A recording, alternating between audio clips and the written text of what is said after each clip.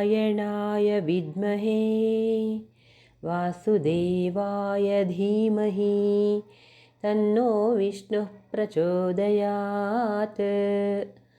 ಶ್ರೀಗುರುಭ್ಯೋ ನಮಃ ಹರಿ ಓಂ. ವೀಕ್ಷಕರೇ ನಮಸ್ಕಾರ.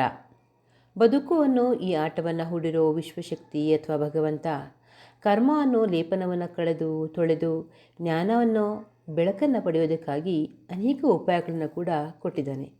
ಈ ಮೃಣ್ಮಯ ಶರೀರವನ್ನು ಚಿನ್ಮಯ ಶರೀರವನ್ನಾಗಿಸಿಕೊಂಡು ಸಾಧನೆಯನ್ನು ಮಾಡಲು ಇರುವ ಉಪಾಯಗಳಲ್ಲಿ ಏಕಾದಶಿ ಕೂಡ ಒಂದು.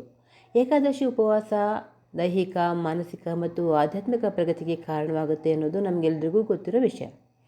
ಏಕಾದಶಿ ಆಚರಣೆಯಿಂದ ಮಹಾವಿಷ್ಣುವಿನ ಅನುಗ್ರಹಕ್ಕೆ ಪಾತ್ರರಾಗಿ ಧರ್ಮ, ಅರ್ಥ, ಕಾಮ, ಮೋಕ್ಷಗಳನ್ನು ಪಡೆಯಲು ಕೂಡ ಅವಕಾಶವಾಗುತ್ತೆ. ತಿಂಗಳಿಗೆ 2 ಏಕಾದಶಿಗಳಿವೆ.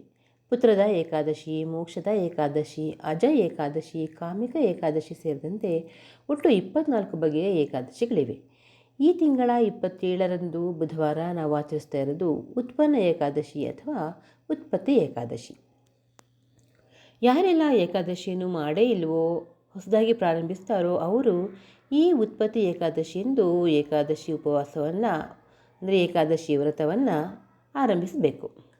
ಹಾಗಾದರೆ ಈ ಏಕಾದಶಿ ಯಾರು, ಈಕೆಯ ಅವತಾರ ಯಾಕಾಯಿತು, ಹೇಗಾಯಿತು ಅನ್ನೋ ಕುತೂಹಲಕ್ಕೆ ಪುರಾಣೋಕ್ತ ಕಥೆಗಳು ಉತ್ತರವನ್ನು ಹೇಳುತ್ತವೆ. ಸತ್ಯಯುಗದಲ್ಲಿದ್ದ ಮುರ ಹೆಸರಿನ ದೈತ್ಯಾಕಾರದ ಭಯಂಕರ ರಾಕ್ಷಸ ಅತ್ಯಂತ ಶಕ್ತಿಶಾಲಿ ಮತ್ತು ದೈತ್ಯಾಕಾರದವನು. ಆತ ತನ್ನ ಅಸಾಧಾರಣ ಶಕ್ತಿಯನ್ನು ಬಳಸಿ ಇಂದ್ರನನ್ನು ಮಾತ್ರವಲ್ಲದೆ ಇತರ ಅನೇಕ ದೇವತೆಗಳನ್ನು ಕೂಡ ಸೋಲಿಸಿರ್ತಾನೆ. ಇಂದ್ರಲೋಕವನ್ನು ಆಳೋದಕ್ಕೆ ಶುರು ಮಾಡಿರ್ತಾನೆ. ಈತನ ದಬ್ಬಾಳಿಕೆಯನ್ನು ಕೊನೆಗಾಣಿಸಬೇಕು ಅಂಥೇಳಿ ಎಲ್ಲ ದೇವತೆಗಳು ಶಿವನ ಬಳಿಗೆ ಹೋಗ್ತಾರೆ.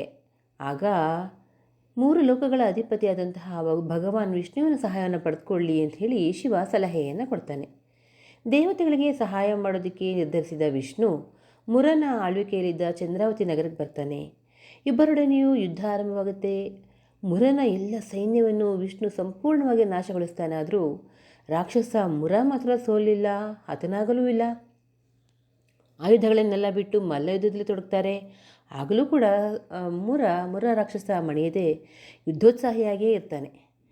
ಈ ಸಂದರ್ಭದಲ್ಲಿ ವಿಷ್ಣು ಯುದ್ಧ ವಿರಾಮಕ್ಕೆ ತೀರ್ಮಾನಿಸಿ ಬದರಿಕಾಶ್ರಮದ ಹೇಮಾವತಿ ಗುಹೆಗೆ ಹೋಗಿ ಅಲ್ಲಿ ವಿಶ್ರಾಂತಿಯಲ್ಲಿ ಇರ್ತಾನೆ. ಆದರೆ ರಾಕ್ಷಸ ಮುರ ಕೂಡ ವಿಷ್ಣುವೆಲ್ಲ ಹಿಂಬಾಲಿಸ್ಕೊಂಡು ಹೋಗಿ ಹೇಗಾದರೂ ಮಾಡಿ ವಿಷ್ಣುವನ್ನು ಸಂಹರಿಸೋದಕ್ಕೆ ಇದೇ ಒಳ್ಳೆಯ ಸಮಯ ಅಂತ ಆಲೋಚಿಸ್ತಾನೆ. ಆತನ ಮನಸ್ಸಿನಲ್ಲಿ ಈ ಬಗೆಯ ದುರಾಲೋಚನೆ ಉಂಟಾದ ತಕ್ಷಣವೇ ವಿಷ್ಣುವಿನ ಯೋಗಶಕ್ತಿಯಿಂದ ಆತನ ದೇಹದಿಂದ ದೇವಿಯೊಬ್ಬಳು ಆವಿರ್ಭವಿಸಿ ಮುರನ ಎದೆಯ ಮೇಲೆ ತನ್ನ ಪಾದವನ್ನಿಟ್ಟು ಶಿರಚ್ಛೇದನವನ್ನು ಮಾಡ್ತಾಳೆ.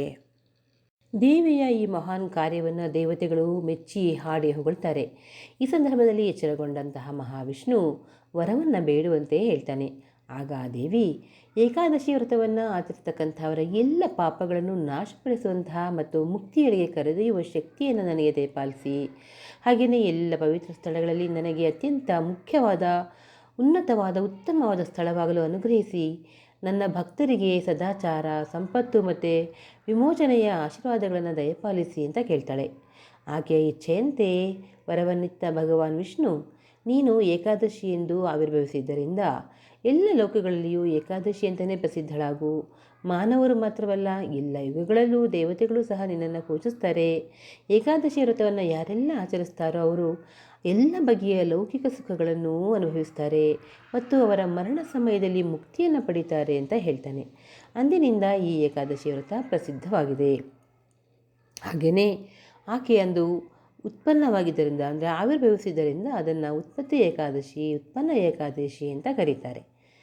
ವೀಕ್ಷಕರೇ, ಯಾರಿಗೆಲ್ಲ ಉಪವಾಸ ಇರೋದಕ್ಕೆ ಸಾಧ್ಯವೋ ಅವರು ಭಗವಂತನ ನಾಮಸ್ಮರಣೆ, ಜಪ, ತಪ, ಪೂಜೆ, ಭಜನೆಯೊಂದಿಗೆ ಉಪವಾಸವನ್ನು ಆಚರಿಸಿ ಈ ಉತ್ಪನ್ನ ಏಕಾದಶಿಯನ್ನು ಆಚರಿಸ್ಕೊಳ್ಳಿ, ಇಷ್ಟಾರ್ಥಗಳನ್ನು ಪಡೆದುಕೊಳ್ಳಿ ಅಂತ ಹೇಳ್ತಾ, ಲೋಕ ಸಮಸ್ತ ಸುಖಿನೋ ಭವಂತು, ಸರ್ವಂ ಸನ್ಮಂಗಲಾನಿ ಭವಂತು. ಶ್ರೀಕೃಷ್ಣಾರ್ಪಣಮಸ್ತು.